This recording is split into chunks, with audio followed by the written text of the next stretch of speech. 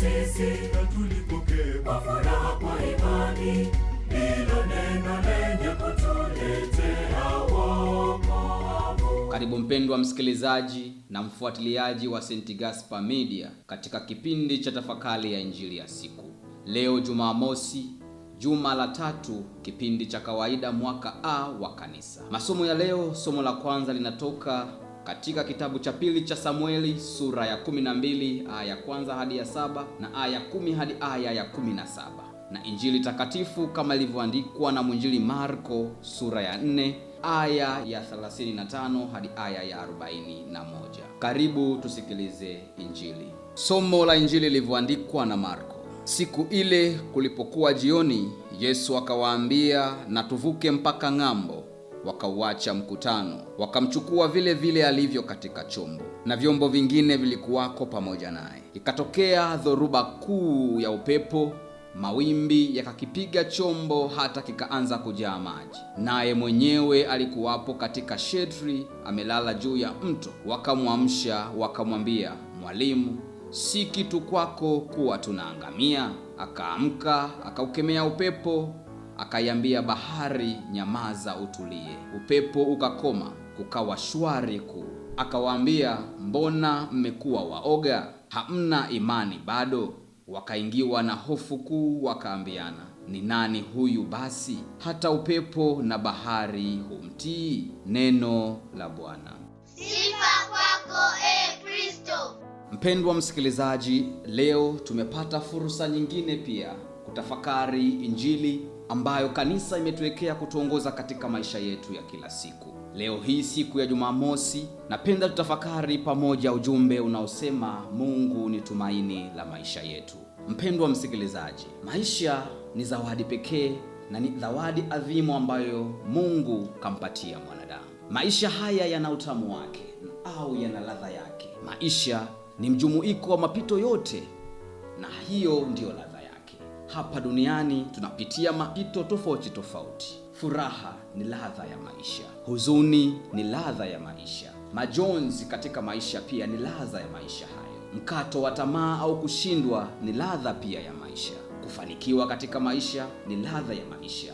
Haya yote yanajenga hii zawadi adhimu ambayo Mwenyezi Mungu kampatia mwanadamu, atupatia sisi wanadamu. Tunapotafakari ujumbe huu wa siku ya leo ambao ni Mungu ni tumaini la maisha yetu, mpendwa msikilizaji, tunaweza sema kupitia msalaba ambao ni mateso tunapata ufufuko ambao ni utukufu. Fundisho hili la kanisa linatupatia kanuni ya maisha ya Mkristo: kufa ili niishi, niteseke sasa ili nifurahi baadaye, nifanye jitihada sasa ili ninufaike baadaye. Mfano huu tunaupata katika maisha ya Bwana wetu Yesu Kristo: mateso, kifo chake, hatimaye ufufuko wake ambao kwa ujumla umetupatia ukombozi wetu sisi wanadamu. Kufa ili niishi. Katika kuishi kanuni hii ya maisha ya Kikristo kwamba niteseke ili niishi, nifanye jitihada sasa ili ninufaike baadaye, kuna nyakati tunapitia giza nene linalotoweza kututoa katika lengo msingi la kufurahia ladha ya zawadi hii adhimu tuliopewa na Mwenyezi Mungu, yaani zawadi ya maisha. Hapa ndipo somo la Injili ya leo linalotoka katika mwinjili Marko sura ya 4 aya ya 35 hadi aya ya 41 inatupatia dhima hii tunayoitafakari: tumaini lililokuu la maisha yetu, yaani Yesu Kristo. Mwinjili Mathayo naye anatoa simulizi hii pia kutoka mwinjili Mathayo sura ya 8 aya ya 23 hadi aya ya 27, na mwinjili Luka pia sura hii ya 8 pia aya ya 22 hadi aya ya 25. Tunapata simulizi kuhusu Bwana Yesu Kristo anavyotuliza dhoruba ambayo iliukumba mashua waliokuwa wanasafiria. Katika kiza ambalo limebeba hatari ya kupoteza maisha, wanafunzi wanamfuata na kumwamsha Bwana wetu Yesu Kristo ili awaokoe. Katika mazingira haya tunaweza kupata taswira kwamba akili na uwezo wa kibinadamu wa hawa wanafunzi ulishakwisha shindwa. Uwezo wao wa kibinadamu ulishindwa kupata suluhu ya hatari inayowakabili. Kristo anakuwa kimbilio lao. Tunaposoma mwinjili Marko sura ya 4 aya ya 38 hadi aya ya 39, Yesu alikuwa sehemu ya nyuma ya mashua, amelala juu ya mto. Basi wanafunzi wakamwamsha na kumwambia, Mwalimu, je, hujali kwamba sisi tunaangamia?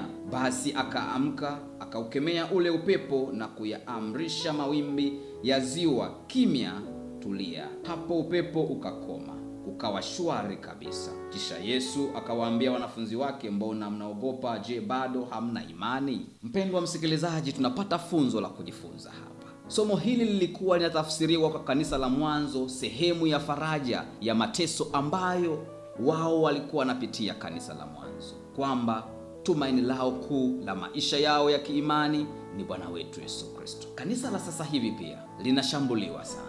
Kanisa la sasa hivi pia lina kashifa nyingi sana ambazo zinatolewa kama sehemu ya kulidimiza, lakini tumaini letu kama kanisa ni Bwana wetu Yesu Kristo aliye nguzo ya kanisa hilo. Pia kuna taasisi mzuri sana hapa, ni ya msingi katika maisha ya Kristo, taasisi ya kifamilia. Changamoto nyingi ambazo familia zinazikumbwa, changamoto kama vile za magonjwa, mdororo wa kiuchumi, ajali na huzuni nyingi za kimaisha, hizi zote tumaini letu ni Bwana wetu Yesu Kristo. Mfano tunaopata kutoka katika somo kwamba tumkimbilie Bwana wetu Yesu Kristo kama wanafunzi walivyomkimbilia yeye awe tumaini kuu la maisha yetu. Kanisa leo linatupatia mfano ulio dhahiri kabisa wa Mtakatifu Yohane Bosco tunapoadhimisha kumbukumbu yake. Yeye aliyekuwa padre pia mwanzilishi wa shirika, alikuwa na matumaini kuu katika maisha yake yote. Kumbukumbu yake tunayoifanya leo kama kanisa, Mtakatifu Yohane Bosco katika utume wake kama padre wa kanisa Katoliki anatukumbusha kwamba katika mapito yote na kutimiza nyajibu zetu ya matamanio yaliyo bora ya maisha yetu ya hapa duniani na mwisho kuhurithi ufalme wa mbinguni, tumaini letu liwe ni Kristo. Mtakatifu Yohane Bosco alizaliwa mwaka 1815 na kufa mwaka 1888. Maisha ya fadhila na jitihada ya kupambana katika ugumu na majaribu mbalimbali ya kutimiza hamu ya maisha yake Mtakatifu Yohane Bosco hapa duniani. Tumaini lake kuwa ni Kristo ndiwe iwe nasi kama mfano wa kuiga. Mtakatifu Yohane Bosco alijitoa kama mwanzilishi wa shirika lake la kuanzisha shirika la Wasalesiani wa Don Bosco kwa sababu alimpenda sana Mtakatifu Francisco wa Sale.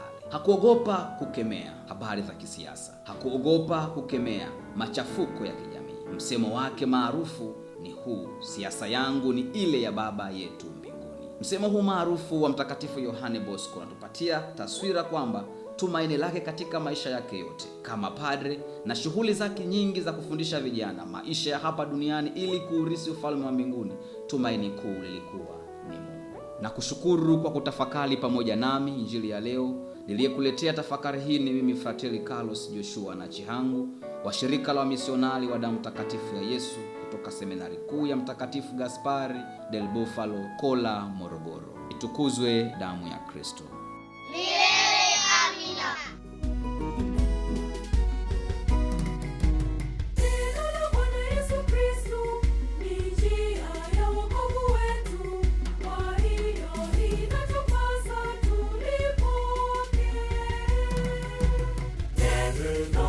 Bwana